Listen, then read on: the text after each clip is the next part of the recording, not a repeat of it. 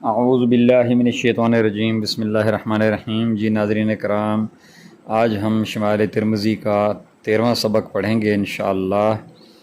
آپ سے گزارش ہے، اگر آپ ہمارے چینل پر نئے ہیں تو ہمارے چینل کو سبسکرائب کریں، ہماری ویڈیوز کو لائک کریں اور اپنے دوستوں کو شیئر کریں، اور سبسکرائب کرتے ہوئے گھنٹی کا بٹن ضرور دبائیں تاکہ ہماری آنے والی ہر ویڈیو آپ کے پاس سب سے پہلے پہنچ سکے۔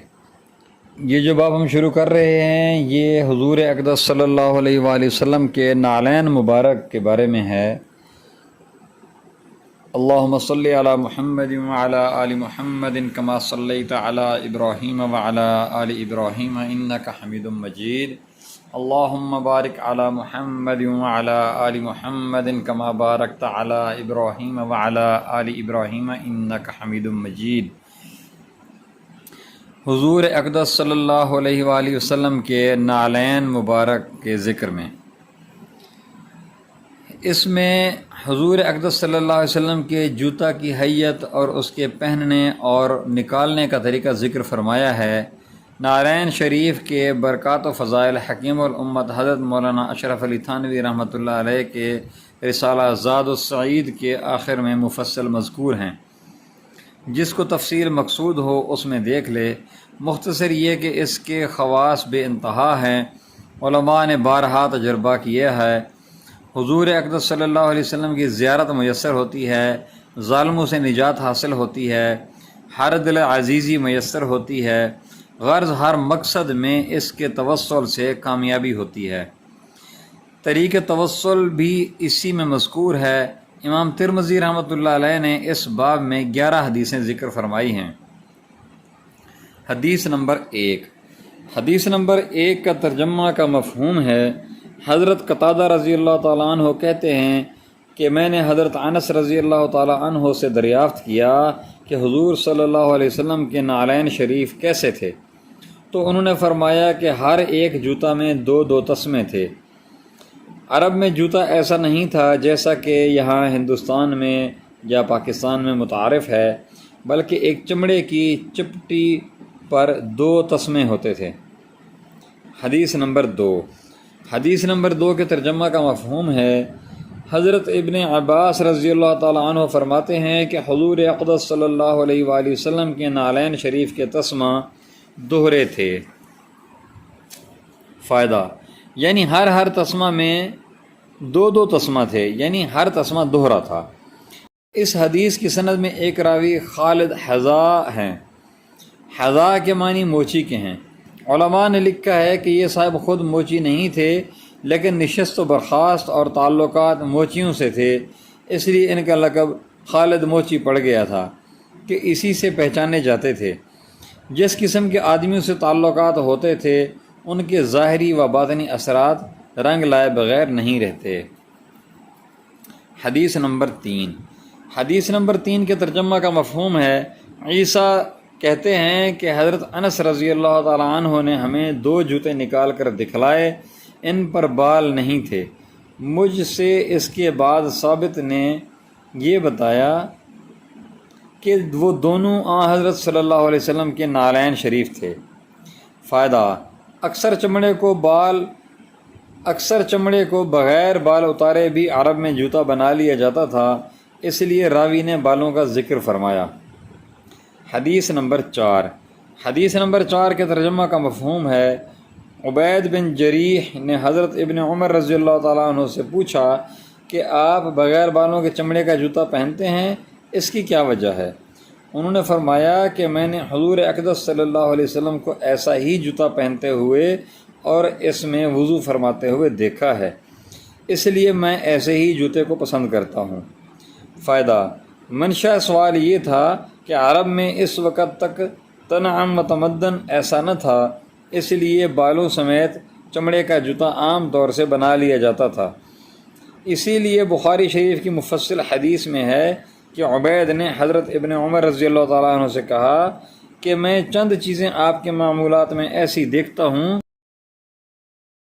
جو دوسرے صحابہ رضی اللہ تعالیٰ عنہم کے معمولات میں نہیں دیکھتا۔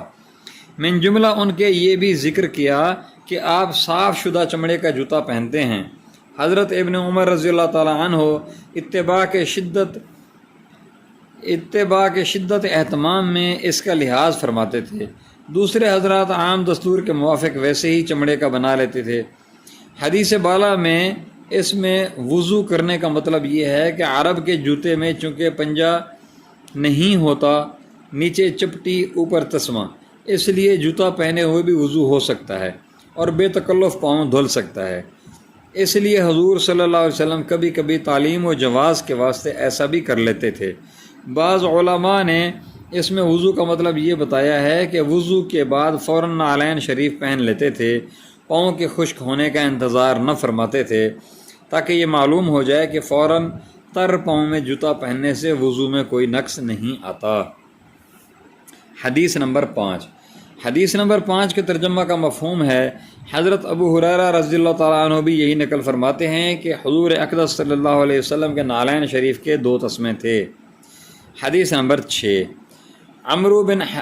حدیث نمبر 6 کے ترجمہ کا مفہوم ہے، عمرو بن حریث رضی اللہ تعالیٰ عنہ فرماتے ہیں کہ میں نے حضور اقدس صلی اللہ علیہ وسلم کو ایسے جوتوں میں نماز پڑھتے ہوئے دیکھا ہے جن میں دوسرا چمڑا سلا ہوا تھا، یعنی اس کی تلی دوہری تھی، اوپر نیچے 2 تہہ چمڑے کی تھی، یا یہ مطلب ہے کہ ٹوٹے ہوئے ہونے کی وجہ سے چمڑے کے پیوند لگے ہوئے تھے۔ حدیث نمبر 7۔ حدیث نمبر 7 کے ترجمہ کا مفہوم ہے، حضرت ابو ہریرہ رضی اللہ تعالیٰ عنہ فرماتے ہیں کہ حضور اقدس صلی اللہ علیہ وسلم نے ارشاد فرمایا کہ ایک جوتی پہن کر کوئی نہ چلے، یا دونوں پہن کر چلے یا دونوں نکال دے۔ فائدہ، اس حدیث کو شمائل میں ذکر کرنے سے یہ مقصود ہے کہ حضور صلی اللہ علیہ وسلم کی عادت شریفہ ایک جوتا پہننے کی نہیں تھی، اس لیے کہ جب حضور اقدس صلی اللہ علیہ وسلم دوسروں کو منع فرما رہے ہیں تو خود ایسا کاہے کو کرتے؟ بظاہر اس حدیث میں ممانعت سے مقصود عادتاً ایسا کرنا ہے، لہذا اگر کسی عارض کی وجہ سے تھوڑی بہت دیر ایسے چلے، مثلا جوتا ٹوٹ جائے یا کوئی اور عارض پیش آ جائے تو کچھ مذائقہ نہیں۔ اس حدیث کے ذیل میں علماء نے ایک موزہ اور ایک آستین پہننے کو بھی داخل فرمایا ہے، غرض معتاد طریقہ پر ہر چیز کو پہننا چاہیے، تکلیف اور بے تمیزی سے احتراز کرنا چاہیے۔ حدیث نمبر 8۔ حدیث نمبر 8 کے ترجمہ کا مفہوم ہے، حضرت جابر رضی اللہ تعالیٰ عنہ فرماتے ہیں کہ حضور اقدس صلی اللہ علیہ وسلم نے اس سے منع فرمایا ہے کہ کوئی شخص بائیں ہاتھ سے کھائے یا ایک جوتا پہنے۔ فائدہ، جمہور علماء کے نزدیک یہ ارشادات استحبابی ہیں، یعنی حرام نہیں ہیں، لیکن بعض اصحاب ظاہر نے ناجائز بتایا ہے۔ حدیث نمبر 9۔ حدیث نمبر 9 کے ترجمہ کا مفہوم ہے، حضرت ابو ہریرہ رضی اللہ تعالیٰ عنہ فرماتے ہیں کہ حضور اقدس صلی اللہ علیہ وسلم نے ارشاد فرمایا ہے کہ جب کوئی شخص تم میں سے جوتا پہنے تو دائیں سے ابتدا کرنی چاہیے، اور جب نکالے تو بائیں سے پہلے نکالے۔